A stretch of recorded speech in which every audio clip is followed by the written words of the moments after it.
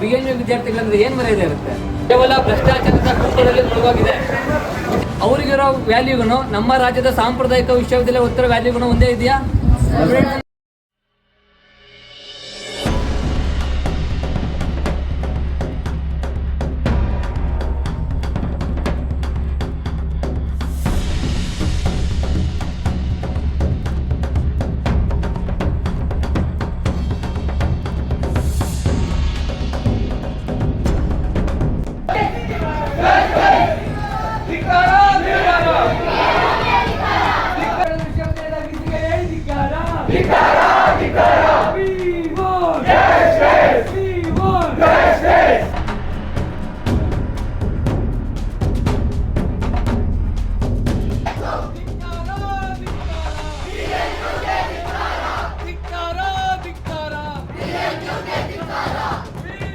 ಬೆಂಗಳೂರು ಉತ್ತರ ವಿಶ್ವವಿದ್ಯಾಲಯ ಅದರ ಸ್ಥಾಪನೆ ಆದಾಗಿನಿಂದ ಇವತ್ತಿನ ತನಕ ಕೂಡ ಕಳೆದ 4-5 ವರ್ಷಗಳಲ್ಲಿ ಉತ್ತರ ವಿಶ್ವವಿದ್ಯಾಲಯದ ಯಾವುದೇ ವಿದ್ಯಾರ್ಥಿಗಳ ಹಿತಾಸಕ್ತಿಯನ್ನ ಗಮನ ವಹಿಸದೆ ಕೇವಲ ಭ್ರಷ್ಟಾಚಾರದ ಕೂಪದಲ್ಲಿ ಮುಳುಗೋಗಿದೆ.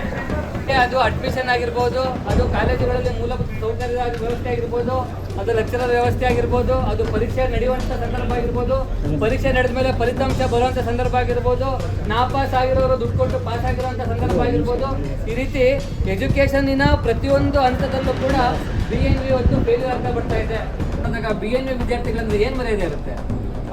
ಇವತ್ತು ಡಿಮೋಟಿವ್ ಯೂನಿವರ್ಸಿಟಿಗಳಿದ್ದಾವೆ. ಬೆಂಗಳೂರಿನಲ್ಲಿ ರೇವಾ ಯೂನಿವರ್ಸಿಟಿ ಇದೆ, ಕ್ರೈಸ್ಟ್ ಯೂನಿವರ್ಸಿಟಿ ಇದೆ. ಅವರಿಗಿರೋ ವ್ಯಾಲ್ಯೂಗೂ ನಮ್ಮ ರಾಜ್ಯದ ಸಾಂಪ್ರದಾಯಿಕ ವಿಶ್ವವಿದ್ಯಾಲಯ ಉತ್ತರ ವ್ಯಾಲ್ಯೂಗೂ ಒಂದೇ ಇದೆಯಾ? ಒಂದೇ ತಕ್ಕಡಿಯಲ್ಲಿ ನೋಡ್ತಾರಾ? ಸರ್ಕಾರದ ಆದ್ಯತೆ ಏನಾಗಬೇಕಾಗಿತ್ತು? ಸರ್ಕಾರದ ಆದ್ಯತೆ ವಿದ್ಯಾರ್ಥಿಗಳಿಗೆ ಗುಣಮಟ್ಟ ಶಿಕ್ಷಣ ಕೊಡೋದು ಆಗ್ಬೇಕಾಗಿಲ್ಲ.